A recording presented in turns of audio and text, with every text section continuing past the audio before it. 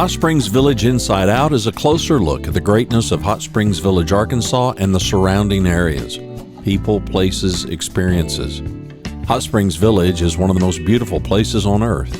Join me, Randy Cantrell, and my co-host Dennis Simpson as we engage in weekly conversations to explore Hot Springs Village Inside Out. Today's show is brought to you by Central Arkansas's favorite radio station, KVRE. Find them on the dial at 92.9 FM. Stream them live at kvre.com.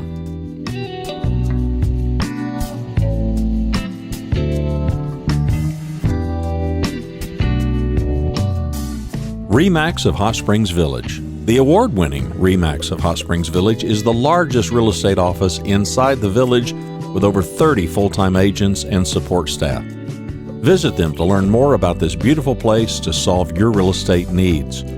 Call them today at 1-800-364-9007. Find them online at explorehsv.com. They are RE/MAX of Hot Springs Village at 1-800-364-9007 or online at explorehsv.com. Ike Eisenhower State Farm. Ike and his award-winning team have been serving the insurance needs of folks all around Hot Springs Village since 1998. Ike has qualified for State Farm's President's Club, Chairman's Circle, and Hot Springs Village Insurance Agent of the Year. Call Ike Eisenhower State Farm today at 501-984-4100. That's 501-984-4100. Find them online at ikeeisenhower.net. Call them today for all your insurance needs because, like a good neighbor, Ike Eisenhower State Farm is there. It's very clear that you're a history nerd when you're excited about seeing the Rimmel Dam 100th year open house. You see, this building, this house and powerhouse and dam that you see here was built and released in 1924, the same exact year that the fine folks at the Arlington opened up. That's right, the Arlington Hotel is the exact same age as this dam. This dam, known as number 3, which we'll cover in just a minute, was built between 1922 and 1925. Actually, they had some finishing up to do. But this makes Lake Catherine back behind it. Now, Lake Catherine State Park, Lake Catherine Waterfalls, all of the beautiful things that you're used to, the Diamond Head area, all that, that is just back behind where you see this boat spinning, and it is a gorgeous, as you can tell, a simply pristinely gorgeous area. Now we're going to turn back down and come down to what we call the Cove. This is Magnet Cove. We're looking at Malvern in the distance, but coming over the bridge, coming over the dam. What a sight. This is owned and run by Entergy. These are wonderfully nice people. I was thrilled that they were civically minded enough to open a little temporary museum where they had some photos, lots of great information, amazing stuff for damn nerds like me. You heard it, a damn nerd, yeah. Because we live very close to Blakely Mountain, but we're going to cover that in just a minute, too, on this episode of Hot Springs Village Inside Out. And this is the part I enjoy. This was some beautiful drone work on some beautiful day, and I didn't run into the power lines. Hey, great improvement, but more of that later. You say, well, Dennis, where exactly is Hot Springs Village? Well, let me zoom in. There we go. It's just west of Little Rock, just north of Hot Springs. And this is an overall view. Google kind of messes it up. And there's my cursor actually going around and showing you where all the points are. Now, the county is messed up what's a golf course and what's not, but I'm outlining it very clearly with my mouse right there all the way around it. So it's a potato looking thing, a kind of a funny looking potato. But this potato just happens to be centered inside right south of a national forest. There's the Copperhead aid station. Yeah, you'll get to that later. There's one of the Ozark Mountain overlooks. There's some incredible just wild nature things up here. Anyway, the water supply for Little Rock is right there. That's the auxiliary water supply. And here is Lake Ouachita. Now, Lake Ouachita is the first of the tri-lakes. That's 40,000 acres, and it has a dam right there, and we can talk all day about how beautiful this is. But there's a dam called Blakely Mountain Dam, and this was dam number 1. Now, this is surrounded by National Forest and Corps of Engineer lands. It's actually reserved, so you'll notice there's no real houses. Now, there's limited developments, but that is Blakely Mountain Dam right there. It's well worth your time. The water that comes out from behind there can be extremely cold. I mean, extremely cold. But they have stripers, they have all kinds of stuff. It's a gorgeous area, beautiful little day trip, and I mean, it's not 15 minutes from Hot Springs Village. One of my favorite places, Blakely Mountain. Now, as soon as the water comes out of the backside of Blakely Mountain, you are technically in Lake Hamilton.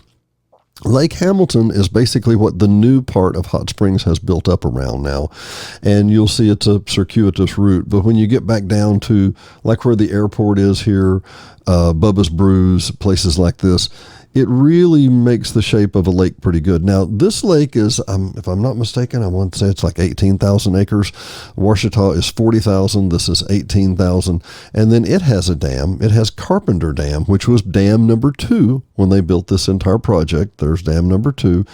And obviously they haven't had an open house for it yet. And the one that we're about to look at, the Rimmel Dam number 3, you're going to see why this is so special, because it hasn't been open to the public in well over 50 years. 9/11 kind of shut down a lot of that, but even before then, it wasn't something that Entergy, which manages these 3 lakes, Entergy is the electric company here in Arkansas. And the very first dam that we looked at, the Blakely Mountain, is 84 million watts of power. I believe Carpenter is in the 25 to 28 range. This one, I was a little bit disappointed. There's Lake Catherine State Park and the Visitor Center. It's pristinely beautiful. There's a really nice waterfall, probably a 45-foot waterfall right in that area. Well worth your trip out to Lake Catherine State Park. And then we get right down here to the Rimmel Dam. Now, this is, as they called it, number 3. Now, this is only 50 foot high. The Lake Ouachita Dam, Lake Blakely Mountain, was around 200. So there's just a lot more water stacked behind the dam. But this dam is pretty interesting. The way they built it, the shape and style. And you can see this is the Tri-Lakes area. There's Catherine, then there's Hamilton, then there's Lake Ouachita, and then there's the beautiful Hot Springs Village, Arkansas. What a wonderful place. And we're glad you joined us today. This is what it looked like from a distance. A beautiful mid-June day. They were only open June the 10th through the 14th for this. This is what the backside of the dam looks like. The powerhouse is right there in the middle. The floodgates are on the left-hand side. And if you'll notice, there's the transformer and power station that puts it back on the grid. We'll talk about that in just a minute. All 12 million watts of it. Yeah. You see, when this was built in 1924, and by the way, these are the turbines that actually spin. This is what they look like. And there's 3 of them. There's 3 generators and 3 turbine runners that look this way. And I actually thought they would be a lot taller. I think they're probably just further down inside there. When you build one of these, you got to start somewhere. So you actually have to clear a meadow, put the train station in, and build your own houses for the camp and the cableway tower. The cableway tower is how you're going to bring the material in and out. This is when you have high water and you're building in the middle of the river. Notice how the bridges are washed out and flipped up and down and whatever. And then some days, who knows, just some days it snows in March and you can't even see where you live and you can't hardly see your construction zone anymore. Yeah, they faced more hardships than we think we can actually imagine. This is high water in 24. This was probably, they say 4:30:24, but it looks a little early. Here's one of the rotors going up the hill that they're going to put in the building where they have all that concrete poured. An unbelievable thing that they're doing here. If you'll notice, there's 2 penstocks down at the bottom here. There's 2 concrete tubes. That's actually what they set the generators on top of. An amazing, amazing thing. There's the coffer dam. Now, if you don't understand or know, a coffer dam is designed to keep the water out while you build in a dry area. And if it fails, they call them a coffin dam, if you get my drift. Here's the skylines that they used to carry the rock apart and cross on the other sides. You had to build the dam from both sides. You couldn't just come to it from one side. And the other side was a pretty steep hill, so that brought its own perils. Think they used a little bit of lumber making this? Now, this is one-time lumber because they would frame it up, pour concrete in it, let it cool off, and tear down the timber and move it again and try to build something else until they ran out of timber. This is 2 hours after they closed off the dam and finalized and said, okay, we're done. We're actually open for business. We're going to start taking water in this bad boy. Yeah, 2 hours, and it already rose several feet. This is the top of one of the generators. There's 3 of those there. I think they're Whiting, I believe is the brand. Not terribly big. I actually thought this was going to be a lot bigger. When they said 12 megawatts, I was a little bit crestfallen. These are the actual gates on the front side that let the water in to the penstocks. These are the sluice gates. As you can see, this was in September 24. And just massive scale. It's hard to comprehend, even a small dam like this, how large it is. And this dam was built a little tougher than most, and I didn't understand that. With Blakely Mountain Dam, the big one, it's really not designed to overflow. It would do massive damage. This one had overflowing built in it. It has been overtopped 3 or 4 times. But you wouldn't be able to tell it from that side. This side is the side that we came in from and walked over. If you'll notice, there's some piers out in the middle here, and there's just some concrete tubs that they're sitting there, and there's nothing there. Yeah, look on the other side. See the other side where all the timber had to be scraped to clear the other side? Yeah, it's grown back nicely. This is the picture of the powerhouse as you see it. The powerhouse was designed to have five different generators in it. And if you'll notice, the right-hand side, it's honeycomb, where there's holes in beside that honeycomb. And the left-hand side, it's solid, and see the teeth at the bottom. Notice the teeth. We're going to talk about that in a minute. When we went through and visited, it was idling. And that means it's actually just letting out water to keep the balance between the lake side and the pressure side, just to let it keep running back and forth. And once again, absolutely beautiful day. See these voids here on the right-hand side, these hollows like a skeleton. On the other side, they actually filled those in. So it was initially built to just be kind of a shovel dam where it just held the water back. But as you can see, here's the video. I just wanted to let you know this is as you're walking across it. I told you the dam had been overtopped 3 or 4 times. Notice the railing. See the railings here? See the railings about everybody's knee? The water has made it up to there, to that railing. Let that sink in, people. When you see the pictures in a few minutes of the water overtopping, you think, my God, it's going to fail. Nope. Had that built in. That was part of the plan. I can't imagine they would do that these days. I have no idea. But as you can see, looking up over Lake Catherine, right there where the buoys are, it is just divinely beautiful. And you'll see, here's the powerhouse. Now, this wall of the powerhouse is kind of interesting. This wall of the powerhouse is a permanent temporary side of the building. You heard me. Permanent temporary side of the building, because they didn't intend to leave it that way. Right here is where they were going to put the other 2 generators sitting right there on top of those penstocks. But they never got to it. They never had the demand. They never had the need. So they didn't think anything about it. Here's the permanent temporary side of the building, as you can see. The other side is brick and very lovely and beautiful, but this side, let's just say you got to plan ahead some days. How about that? That might be part of the problem here. But it's still just a beautiful view. We're probably 80 feet up in the air maybe. This is the actual generator room, and we're going to have some real video here in just a minute. And I'm actually not going to speak during that. I just want you to hear it. And by the way, you think, man, these things must be screaming. No, they turn 120 rotations a minute, and I'll tell you why in just 1 second.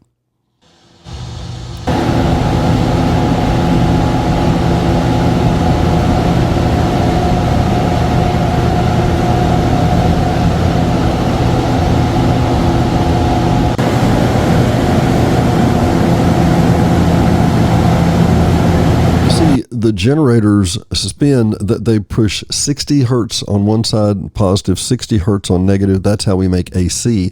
And by spinning 120, half of that signal goes to the positive side of 60, half of it goes to the negative side of 60. And that literally, why 60? What's the big deal? Why you do that? Because if you were sent, if your clock was sent a bullet of information that was 59, then your clock would be off all the time. This is the beautiful side of the building. And see the teeth at the bottom? Yeah, now you get a better shot of the teeth here. And I'm going to have a little video of this in a moment. These teeth break off all the time. That is not an exaggeration. This is actually, these are anti-scour. And the reason they put them here is because if a tree goes over or some kind of big brush goes over and it doesn't get caught, it'll get in underneath that edge of those teeth, and it'll start undermining the concrete and the dam. It actually starts undermining the space of the dam, which we cannot have, as you might imagine. And I think we have more audio here. Ground winches, one on each side. They climb back up inside, they operate it, they roll it up, they take these trucks, they block them off, they get back down off of it, they've got to unroll it, lay them back down. Now, this is what it looks like in 1927 when 3 years after you release your dam to the public, it just starts coming over the top. And this is with the powerhouse producing at full capacity. This is with all of the gates on the opposite side completely open, and it is still being overrun. The lady was trying to explain, and I'm trying to say, I think she said if they let Ouachita down 1 inch, it went up. 2 hours later, it went up 9 inches here. So, yeah, let that kind of, and that's with a lake in between. That's with Lake Hamilton in between. Here is the flood of 1990, where all you can see is the powerhouse, and the water is completely overtopping. Again, designed to do this. I had never heard of such a thing, but it's a tough old gal, I'll tell you that. As you can see in many of these pictures here, it's just beyond description. Actually, the lady said that after this particular flood, within 2 to 3 months, they had the whole pump station back up and going, that all the pumps were back online, dried out, electronics, everything. Obviously, it wasn't expensive. You don't plan for that. But when it happens, hey, the gates were fully open again in 2018. In February, the February rains, we typically will have some strong rains here, but you have to understand this is Lake Ouachita, 40,000 acres, way upstream. Then there's, I think, Lake Hamilton is around 18 to 20. And then you have Lake Catherine, which is not very many acres at all by comparison. I think it's like 10,000. So these upstream ones can really kind of smash your downstream levels, if you know what I mean. And they have to, by law, keep it level all the time. Thanks for joining me for the 100th year anniversary, the open house of Rimmel Dam, a remarkable, remarkable, remarkable facility. And, you know, as much as I blather on and on and on, this is going down the Ouachita River after it leaves the Rimmel Dam. I think that's a runway strip on the right-hand side. This is just very, very rustic, beautiful, gorgeous creek line. And I'm going to A, shut up, B, let you enjoy it, and C, thank you for watching Hot Springs Village Inside Out.